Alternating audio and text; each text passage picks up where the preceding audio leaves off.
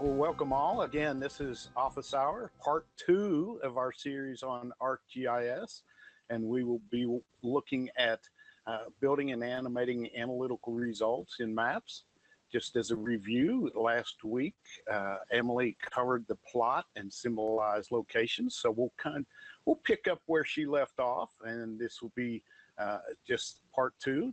Again, part 3 and 4 in the coming weeks of creating spider diagrams, adding and label pie charts in maps in week 4, or in part 4.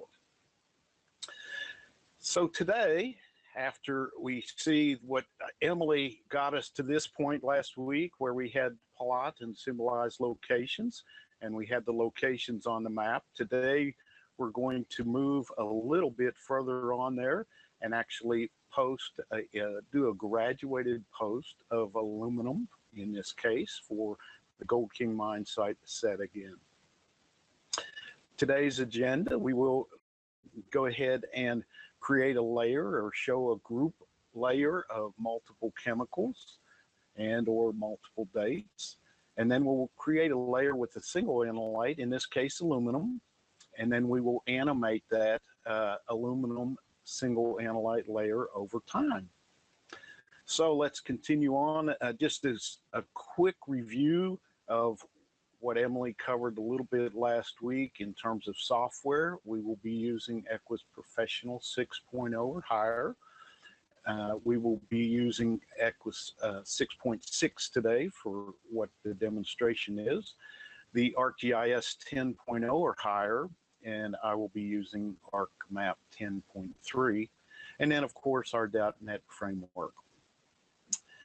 Within the EQuIS ArcGIS information or the requirements there, you will need to be using the EQuIS licenses, the Ultimate license, the Premier Data and Graphics, or Premier Graphics in order to use the ArcGIS interface. Again, as Emily showed, we do use the EQuIS map or the EQuIS toolbar within ArcGIS to add the facility. Within that, once we add the facility, we connect to the facility, and these are what Emily covered last week. Feel free to look at that office hour video to catch up on these first 5 steps, connecting to the facility, locations plotting, adding the base map, labeling with locations, and then changing the default symbology is what Emily covered last week. Today we will move on to EQuIS and using the EQuIS toolbar to go to the EQuIS Easy View. We will then look at analytical results. We will pull up multiple analytes or single analyte, and then we will add the time slider and do the animation. So without any further ado here, let's go ahead on into the demonstration, and I will move over to ArcMap and also turn off my video just to make things a little bit cleaner on this side so that you can see the full screen. And hopefully here you can see within ArcMap. What I have done for today's purposes is gone ahead and added some layers in the interest of time so that we can go ahead and see that and not have to wait for it all to come up. But first, let's go ahead and see how we do this within the EQuIS toolbar. And so the first thing we do is come up to our EQuIS toolbar, and within the drop down there, we come to Easy View, and here is where we come and select our analytical results. And let's go ahead and come over to the Easy View, and let's make sure that I'm back on my facility here. Again, we come in and we open our facility. We come into our in this case, I'm working with the Summer Valley and our Gold King mine facility. And let's just get that reconnected here to make sure everything's all set up and ready to go. So what I have done is have that facility set up. What we're going to do is look at over time. We have some analytical results. We have our cadmium, mercury, and selenium. And then we also have where we have some aluminum over time, and then aluminum, which we will show in the progression and animate that. And I see that Liz has put in the link to the office hours for last week, and feel free to capture that link and move forward and watch that at your leisure. Okay, here we are, and we have our connection set up. And at this point, let's go ahead and look at our interface here. We select our easy view from our EQuIS toolbar. We come down to our analytical results, and I'll click on that, and that brings up in obviously in my other screen. Let me pull that over and pull that over to show us. And here, this is our typical, and if you're used to EQuIS professional reporting, this pulls up our interface and our parameter selection just like normal. And here we go down and we'll go through our selection to, in this case, we can pull up our groups or individual. We can pull up our sample types, and here again, just clicking on those individual parameters will let us select our normal samples. We can select our date range if we want to do that. Within this one, I will pull just our matrix of our surface water. We can go on down, and as in any other instance, we can select and kind of limit what we're wanting to see. Today, for our fraction, we will just be looking at our total, and we can scroll on down here. And this layer, I already have one of these layers up here, but in this case, let's go ahead and look at our aluminum again and pull that up. Within the units, again, remember that the units is more constrictive, and we'll change everything to the micrograms per liter here. And I believe that's all I want on our parameters. I'm going to leave all of our locations open at this point.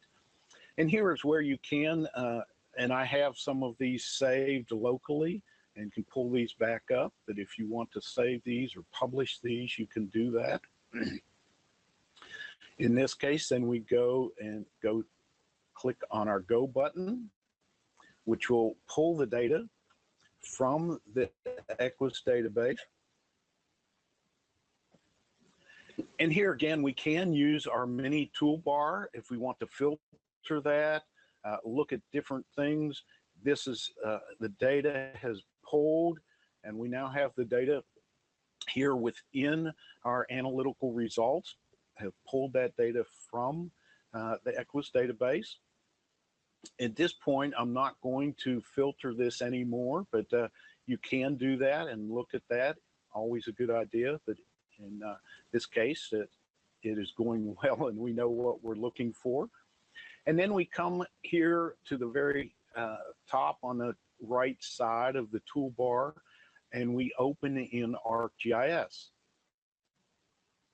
When we open that in ArcGIS, that pulls up our ArcGIS export format, and our selections here. One is to come in and we can name this, and here I will just, you can see I already have one of these in there, and so it's added the L1 to this. I could change this name if I want to make it a little bit easier to read, and it will come in a little bit easier if I just do an AR here and then shorten that up a little bit. Will make it a little easier to see here in the layer side. but that can be changed. It's always good to have something that's recognizable. Within our map fields segment here, we can look at those and change those if desired, but in this case, I like what that is showing. We have a report result value and report result unit, everything that I want. On the symbology side, I do want to use the graduated colors today, but there are other options there. We can use a single symbol. We can use the graduated colors, which we will be using today. We have the graduated symbols, which can be used. Obviously, the water levels would not apply right at the moment for what we've pulled. And the pie charts, you'll have to come back to part 4 in a couple weeks. So today we have the graduated colors. I'm going to uncheck using the log option. And for this one, I will leave the symbolize the non-detects and leave that on. So that's an option there. Within the create group layer, if I check this, we can group this by chemical name. In this case, I've just selected one chemical, so that doesn't do much for me. I can also come in and select any of the other options or other fields within that. One of the ones that makes more sense for this one is to select the sample date. And so with the sample date selected, that adds our group dates by. And here this would be, if you know your data and know what you're wanting to show, you could show this in by year, or if you're doing yearly sampling, by quarter, if it's just quarterly sampling. In this case, I will leave this, I'm going to go ahead and select quarter. I have one up here that is by month, and so what I'm going to do is add that to my title here and just say by quarter, just to differentiate things here within the layers. And then within the interval range, you can use same for all sub layers. In this case, here's again, if you highlight that, it will bring up a nice long tip there. So once those are selected and we have that information selected there, we go ahead and click on next, and then this will work through and process that data and add the layer to our interface here. So one thing that we want to look at, and here that layer has been added, so I'm going to minimize this at this point and actually start down here at the bottom and look at some of these different options, but wanted to show you all of that interface and how we go through from the EQuIS toolbar, EQuIS Easy View, and select our analytical results to pull this data and put this in as a layer for our ArcGIS. Within the analytical results, I have previously pulled this one, and this is showing the cadmium layer at this point. Again, here we have selected to show the non-detects, so they show up. I can click or unclick any of these and show these within here. In this particular selection, we selected the cadmium, mercury, and selenium to show these different layers within this selection. So we have our cadmium there. We can turn that on or off. We can do the same thing with the mercury. Click on that, turn that layer on or off, as well as showing or not showing the non-detects. So that's a nice way to get multiple analytes, get them to show up and show what our values are within this layer. Moving on to this one that I pulled previously. Again, this is the aluminum by month. And so I can expand that, and we see each of the months that have been within that. Again, I do have to click on to show this. And so we have this one layer on. This one also has the locations within that, as well as the values that are labeled for this one. I can then go through and check each individual month and get an idea here. If I look at these through month, and sometimes that comes and looks nicely.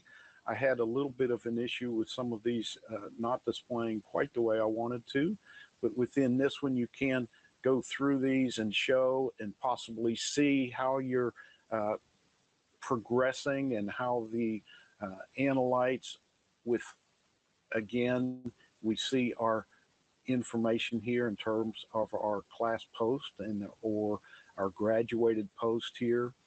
This can be set within some of the options to choose the number of layers you want here, whether in this case we have this 7 that are showing the different layers and have that range. Moving on here, we do have now this aluminum that I'd like to show. And this one is, rather than selecting by the group option, I left the group off. And so as we pull this one on, we now have the option here, and this is where we will come into the time slider. So coming up to our ArcGIS ribbon here, we can select here, this little icon with the clock is the time slider. We pull the time slider up and have within this, and I have configured this a little bit, but I do want to show the options here. Within this option icon is right in the center. We click on the options icon, and this allows us to pull up the time zone. Again, just a drop down that I've selected the mountain time, since this is located in the Colorado, Utah, the Four Corners area of the United States. Within the months, since I pulled this as month data, I selected months, the time window as 1 month. In this case, we could do it a little bit by quarter if we wanted to, but I wanted to see in this particular case, we had some sampling within an August and September timeframe. So I wanted to see that. And so I have left it at a month, even though there are a couple months that will then not be shown as we move through this time frame. Within the time extent, I've selected this layer itself so that we're using that time. Once I select that layer, it fills in the time for me for those times that I want to see, and the extent, really the extent of the sampling range. Within the playback, I have taken this slider and moved it from faster, where it defaults, and moved it all the way down to the slower end, so that the time frame or the playback is pretty slow. So we have those three. Nothing really here, but you can play with the time slider window transparency. So we have those, the playback that we have changed. We have changed the time extents so that that's showing us the information that we want there, and then selected our time, selected our time interval. And I will go ahead and select that. Within our time slider now, we have what we can see as the different time range. And so here, because I have selected that without grouping it, we now are able to just click here and go through each of these time segments. Again, starting at our August 1st range in 2015, you can look at these and where the hot spots are within this range. Now, as we move through, we see the next sampling event and see some of these hotter and where these reds are here along the river. We go to the next time segment, which is into the October range. We're seeing some lower values here at the upper end of the river, and the river, I believe, does flow this way from right to left on the screen. And the next frame, we see that things have gone even better. We can progress here, and here's one of the months that there was no sampling, so we don't see anything. And another month. And now we get into the March time frame, and this is where if I'd not wanted to see the initial 2 or 3 months right at the beginning, I could have changed this to a quarter time frame instead of the monthly time frame, and I would not have those kind of blank spots in there.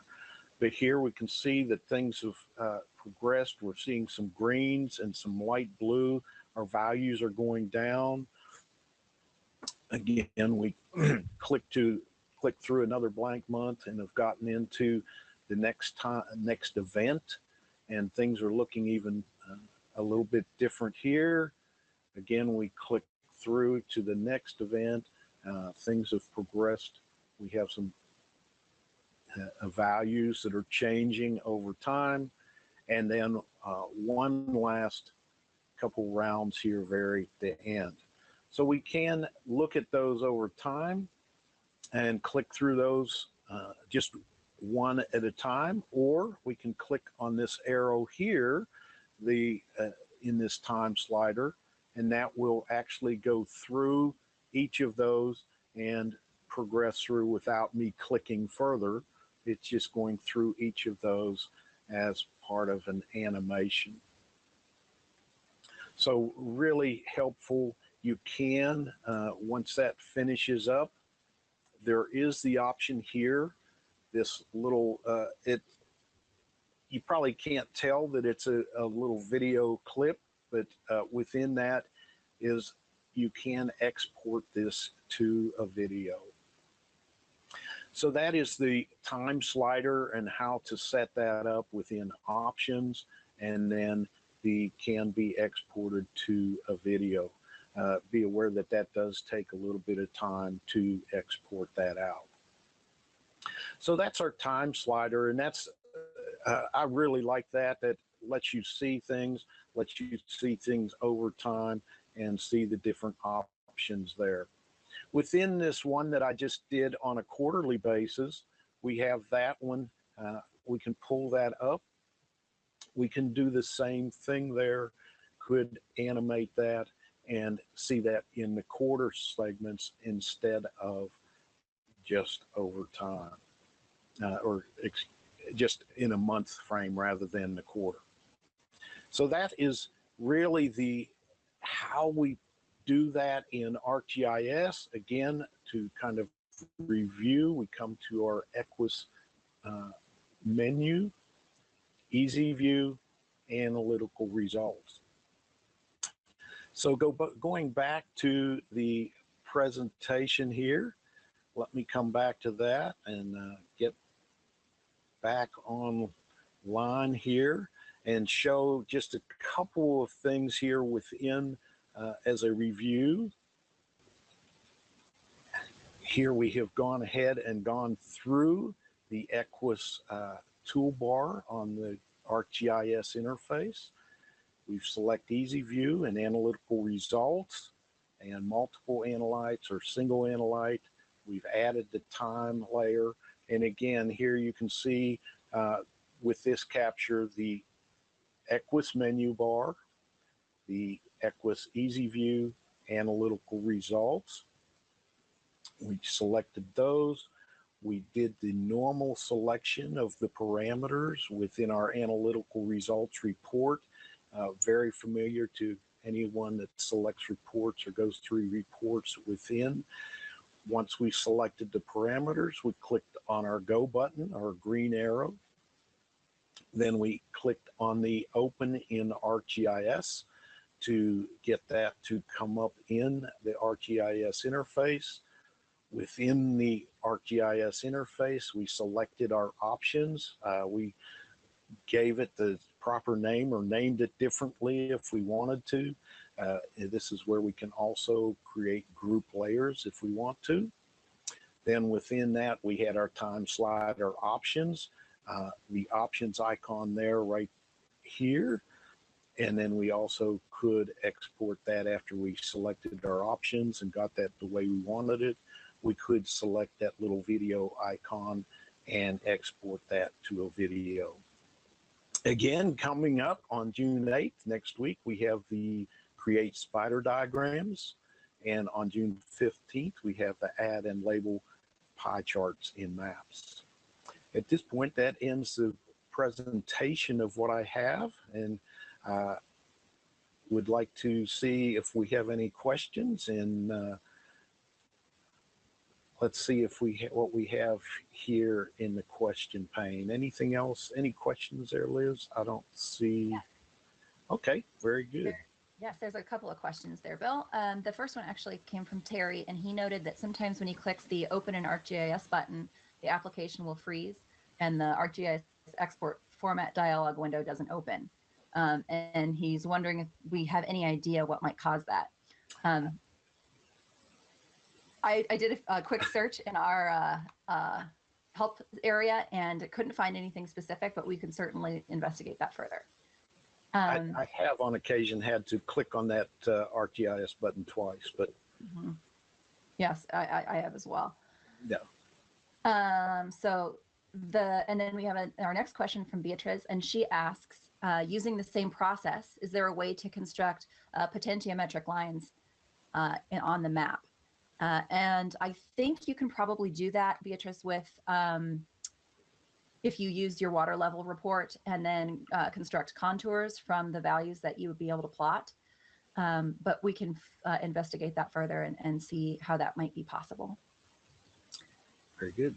And Allison asked, before you had a chance to mention it, if there was a record function for the time slider. And in fact, there is that little hidden button that lets you export to an AVI file. And her follow-up question to that is, what widget would you use to show that video in Enterprise? And does that file go into DT file to bring it into Enterprise? And that's a good question. That is a good question. Bill's smiling because he presented on that about a month ago. The HTML widget will let you present videos, and you can certainly have them saved as a file in DT file. Note they're enormous, so that can certainly take up quite a bit of space on your database if you've got several of those. And if you have an alternate place that you want to store that for that reason, as long as you have a link that you can embed, that you have availability, that Enterprise can access, then that will work. And it looks like, trying to get down through here, Carl asks which AR report is being used, and can we use a different analytical results report? At this point, we do not. And it is linked to the analytical results report at this point.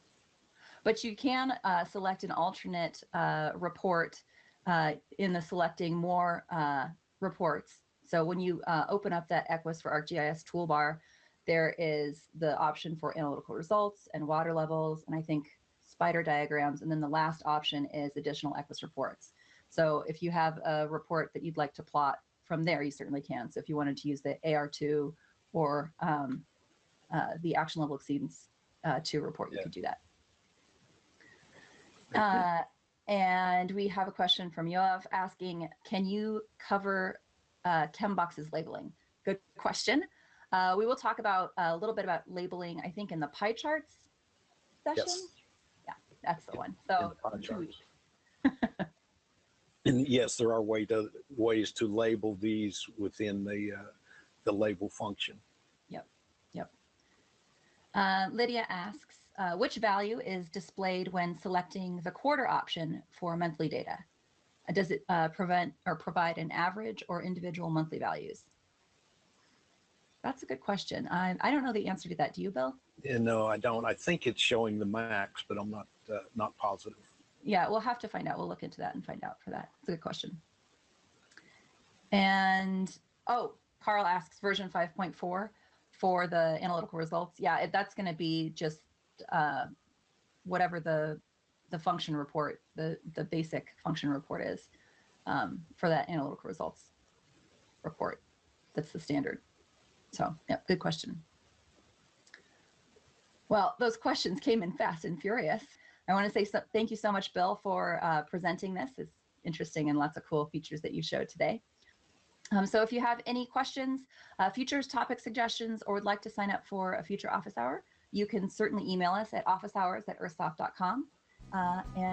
Thank you so much, everyone, for your attention today, and I hope you have a great rest of your day. Thank you.